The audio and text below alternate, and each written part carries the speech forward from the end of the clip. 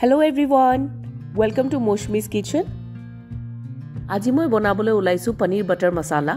যি আমি প্ৰায় ৰেষ্টুৰেণ্টত অৰ্ডাৰ দি খাওঁ কিন্তু ঘৰতে এই পনীৰ বাটাৰ মছলা খুব সহজতে বনাব পাৰি প্ৰথমতে অকমান তেল আৰু বাটাৰ দি এই গুটে মছলাখিনি একেলগে ভাজি লম পিয়াজ আৰু নহৰুৰ কেঁচা গুণটো যোৱালৈকে ভাজিলেই হ'ব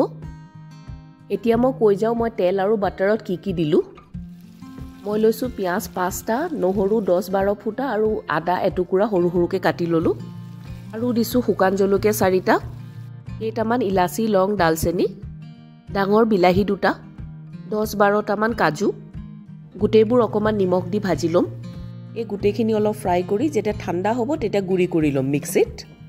বহুতে এই মছলা পানীত অকমান সিজাই পেলাইও গুৰি কৰে কিন্তু মই এনেকে অলপ ফ্ৰাই কৰি পেলাই গুৰি কৰো তেতিয়া ফ্লেভাৰটো বেছি ভাল হয় এতিয়া কেৰাহীত আকৌ অকমান তেল আৰু বাটাৰ লৈ লম বাটাৰ বৰ বেছিও দিয়া নাই সৰু চামুচেৰে এচামুচে দিছো এতিয়া পনীৰ বাটাৰ মছলাত বাটাৰ নিদিলে আকৌ ভালো নালাগিব এতিয়া মছলাৰ পেষ্টটো দি দিম মই তেজপাত তেলত দিবলৈ পাহৰিলো এতিয়াই দি দিছো একোনে ফ্লেভাৰটো আহি যাব এই মিক্সিত লাগি থকা মছলাখিনিও পানীৰে অকমান গুলি পেলাই দি দিম এতিয়া দিম হালধি নিমখ আৰু কাশ্মীৰী জলকীয়া গুৰি 1 চামুচ ধনিয়া গুৰিও দি দিম ৰেষ্টুৰেণ্টতো ৰঙা ফুড কালাৰো দিয়ে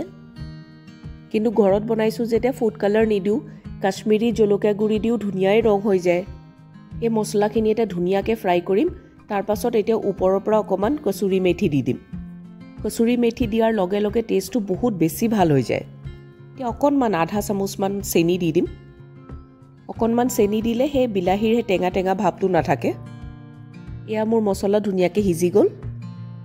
এতিয়া মই পনীৰ আধা কেজি ধুনিয়াকে টুকুৰা কৰি মিলাই দিলো পনীৰ মই এতিয়া গ্ৰেভিৰ লগত আৰু 5 মিনিট হিজাম এয়া মোৰ পনীৰ বাটাৰ মছলা ৰেডি হৈ গল হেখত মিলাম 1 চামুচ বাটাৰ 1 চামুচ ক্ৰীম